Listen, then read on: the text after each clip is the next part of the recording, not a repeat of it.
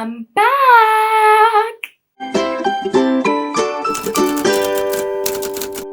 Hello fellow book nerds, this is Gabby and today I am back with another wrap up, but the reason why I'm truly back is that it's been a good reading month and last month was pretty rough. Yes, pretty rough. September was not our time, but October, that was our time. I mean, I didn't like smash it, but it was better. So gonna take the win and move on with my life. So I read 9 books in the month of October, which is pretty good because I feel like I'm back on track. I think the month before I read like 5, which was pretty bad. So we're back reading decently. And what's more important, this reading quality, because I've had some pretty good books this month. So I'm excited to talk to you about all of them. And I guess we're just gonna kick it off. So the first book that I read in October was A Reaper at the Gates by Sabaa Tahir. So this is book number 3 in the Amber and the Ashes series. So the first book is about a girl whose brother gets captured by like the militia and her grandparents get murdered, so that she has to strike out on her own, go save her brother, and things ensue. The author is of a Pakistani descent, so that the book is inspired by the culture and it's kind of like it's not a desert story per se, but it's definitely set in like a very warm climate. I love this series. I pretty much gave 5 stars to all of the other books in the series, and I just think it's just so well written. The characters are so rich and playful and not playful, I don't know, the characters are rich and touching, and you just wanna root for them. So I've really enjoyed that, and I enjoyed this installment as well. I gave it 5 stars. It took me so long to read because the book is quite long and I'm listening to it as an audiobook, but once I was reading I couldn't put it down. It's just like getting to the reading because I was always doing something or whatever. But I did end up really loving it. So far every book has been 5 stars. That almost never happens. So if you were thinking about picking up An Ember in the Ashes, I would totally recommend it. So the next 3 books I have read for a video. So I did a video when I read which books, so you can check it out if you would like to. I go way more, it's a vlog, so I go way more in depth about each of them. But I'm gonna give you some quick thoughts right now. So the first book I read was We Ride Upon Sticks by Quan. So this book is is an interesting one. So this is a historical kind of fantasy / paranormal set in the 80s in Canada, and it's a book about a group of girls in high school who play field hockey, and they make a pact with the devil to like basically win the games. So they're kind of witches. I read this book because of Kayla from Books and Lala, because she's really loved it and praised it, and this book was an experience and a half. So the whole book is told in second person, so it's all we went to the shops and we thought this and we were this and all of that. So that was an interesting experience. I haven't really read books like that before, so it was really fun to read from that perspective, and I thought it was executed very well. The thing about this book is it doesn't really have a plot, so if you're looking for like a super exciting plot, I don't know if that's it. Even the witchiness, like, yeah, I guess they sold their souls to the devil. It's not a big part of the plot really. It's more like we follow this team of young women, each of them with their own unique struggles, and we go through each chapter is from kind of like finding out what's up with each different character, and yeah, we just kind of hang out with them through their final year of high school, and I really enjoyed it. I thought it was a great time. I really liked what it had to say. I really liked the explorations of it. But if you're looking for like a fast-paced plot full book that's more like paranormal, witchy, it's probably not for you. If you don't mind a bit of a slower story, I would recommend. I gave it 4.5 and I'm gonna think of it fondly. Next up, I read The River Has Teeth by Erica Waters. So this book is a contemporary urban fantasy. We follow a girl who lives in the a national park with her family, but she's a witch, so her family has been doing like spells and concoctions, that type of magic for generations, and they take their power from the bend in the river because it was infused by one of their ancestors very long time ago with like magic. But something goes wrong, the magic kind of goes awry, they can't really control it anymore, and the main character's mother gets transformed into this like river siren. So she at night she kind of loses all of her faculties, becomes dangerous, grows claws, all that kind of thing. So the main character has been keeping her away and hidden, and kind of tries to figure out what the hell to do about that. And our other main character is a girl whose sister goes missing, and she's trying to figure out what happened. It's a sapphic romance. I really enjoyed this book as well. It was definitely very message focused as well.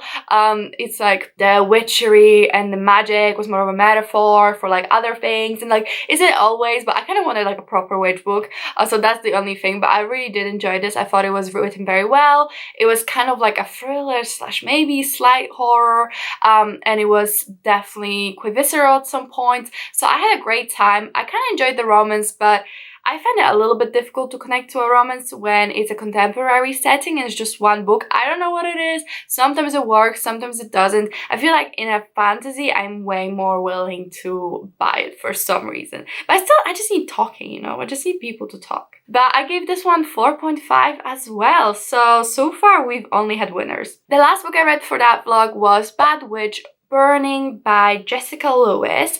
So this is another urban contemporary fantasy, and we follow a girl who can speak to the dead. So she can write a letter and then the dead appear and people can see them and talk to them. But one day she gets a warning from her best friend's grandma, who's a ghost, that she should stop doing that because she's going through something called the burning and she'll put herself in a lot of danger.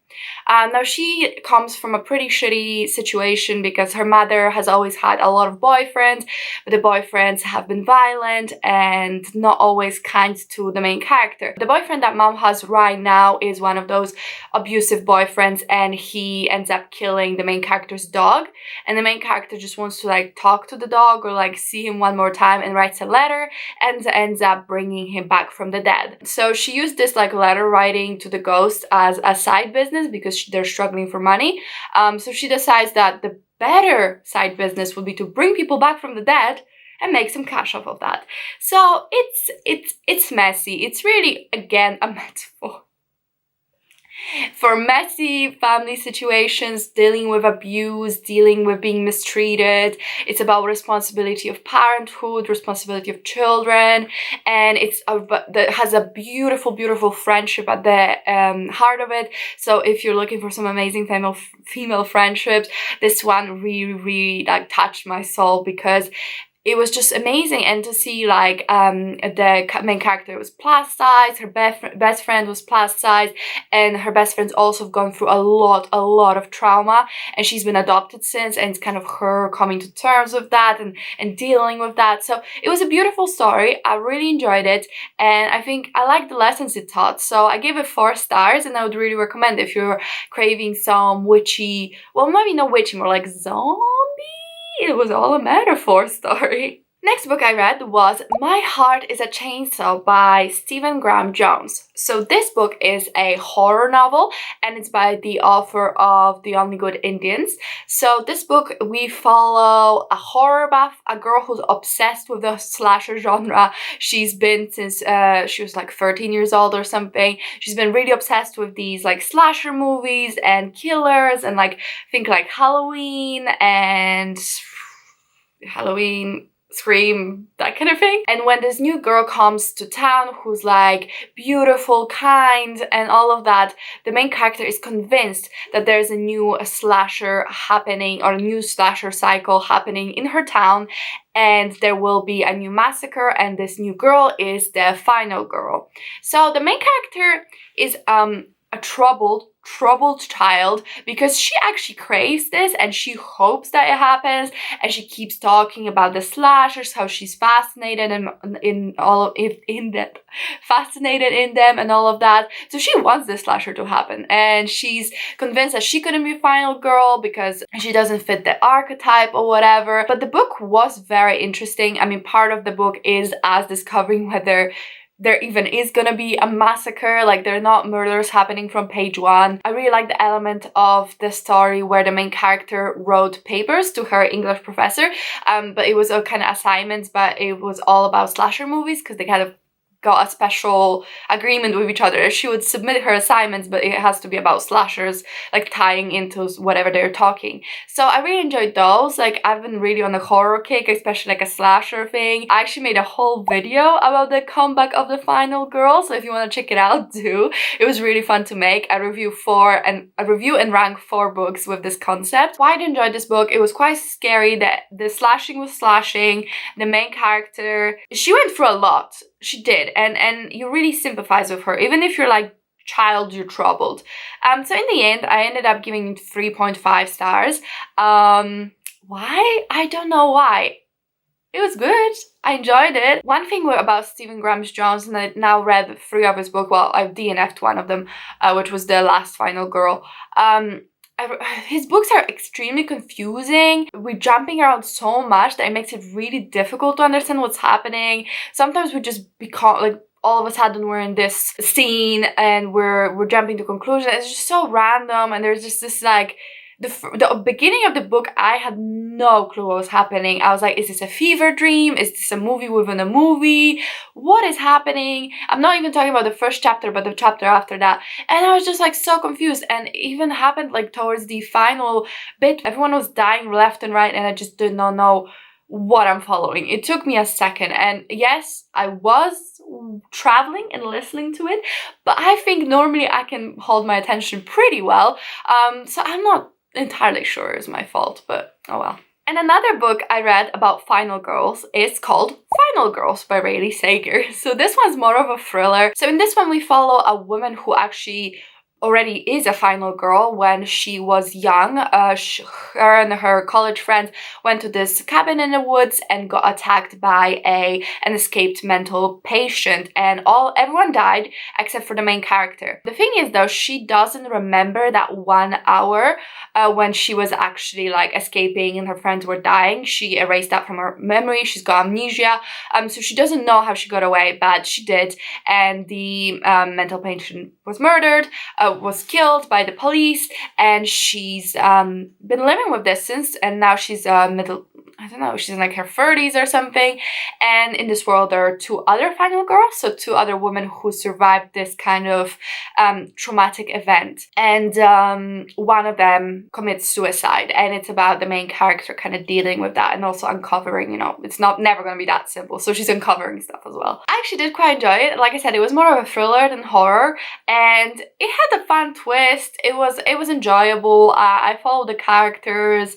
I had a good time reading it. It definitely explored like the trauma that this would be associated with, what the main character might be thinking, all of that. Some red herrings. Like, overall, I thought it was a good thriller. In my notes, I give it 3.5, but I might put that to 3, because like, it was good, but I think my heart was a chainsaw was a bit more unique and different. So yeah, 3 stars. Next up, I read The Death of Jane Lawrence by Caitlin Starling. So this book is another adult horror, and in this book we follow Jane, who is a single woman in like a kind of a Victorian England inspired world. So anyway, she decides that the only way for her to stay in the town she's living in, because her guardians are moving away, is to marry a man, and a man that would give her freedom. So she doesn't want to marry for love. She wants a marriage of convenience. And she finds this handsome doctor who is like famously reclusive, and she's like, hey, marry me. It's gonna be fun. We're not gonna be like super attached to each other, so you can continue your single life. Don't worry about me. And she's good at accounting, so she's like, I'll even do your books. hell, why not? So he says yes. And he says yes, but she might never go to his ancestral home in which he will sleep every night, but she can't come there. She's like, sure, I'm not gonna ask too many questions because this is perfectly what I wanted. But then on the night of her wedding, she ends up needing to stay in an ancestral home because of a storm and finds her husband kind of completely different, scared, doesn't know what's happening, kind of confused, doesn't know if she's real, and it kind of ensues from there. I did a whole video on why the death of Jane Lawrence is a perfect modern gothic, so if you wanted to check that one out, I go by step through what consists of a gothic, at least according to some blog I read, and I say whether Jane Lawrence fits into that and how it updated it. So I would check that out. It was a good video. Overall, I really enjoyed this book. I thought it was a brilliant, especially the first half really had me. Like, I could not put this book down. I was like gasping and loving the relationship and loving the characters and just like so enthralled and so confused, and I was really into it. And then the second half lost me a little bit because it became really meandering and it just felt like a bad dream, and it was supposed to. So it's not the book's fault per se. Like, it was supposed to feel like a fever dream, but I was a bit done with it after a couple of pages, chapters really. So after a while I was like, this is tedious now. It's become a bit tedious, but I still like the message of the book, what it was trying to do. I really enjoyed the gothic, like I said, of it all, and the fact that the second half became like a fever dream was not a detriment of the book because that's what was meant to happen. So like, if you execute on your own premise very well, it's not your fault. It's just that I found it a little tedious to get through, but that's just life. I gave this book 4.5 as well. I've been incredibly stingy with 5 stars this month, but like 4.5, I'm like, and you get a 4.5, you get a 0.45, you get a 4.5. Next up, I read White Smoke by Tiffany D. Jackson. So this is Tiffany D. Jackson's newest release. I also read Grown by her, which is a contemporary novel, and I loved it. So this book is another contemporary, but it's kind of got paranormal elements. So we've got this teenage girl who moves with her family. So her mother, her brother, her stepfather, and her stepsister, they moved to this small town somewhere, I'm assuming Midwest, but I don't actually know. They moved to a small town because they won this like lottery where you can get a free house, or like not a free house, but they like support your housing because they're doing this like neighborhood development project, and they just want people, attract people to the location. So anyway, they get this house, they move, but the main character, she's been through some traumatic stuff, so that she feels like leaving California behind, it will give her a bit of a fresh start. And there's spookiness, there are strange things start happening, she's seeing things, there are dark figures in her house staring at her, like her little stepsister starts talking to people that aren't there, has an imaginary friend. It's all very spooky. I actually found this book pretty scary. It was very good in the ghost department. I had a really good time being like, are the ghosts real? What's happening? And it kind of got me. I wasn't expecting the ending. And overall, like, it was a very good spooky time.